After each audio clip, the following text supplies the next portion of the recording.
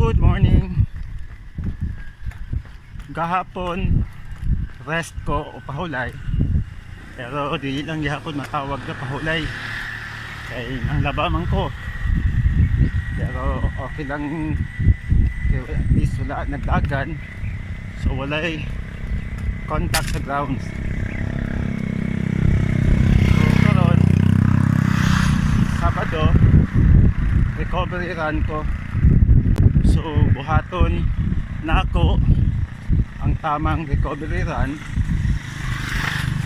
wherein tama lang ang pace, which is 7:30 pataas, tama ang distance, which is maximum 8 kilometers,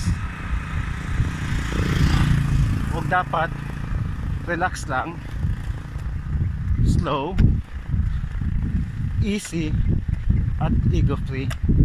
Kaya ang purpose mangod na to is stretch ang muscles ug para ma-eliminate ang metabolic waste like the lactic acid.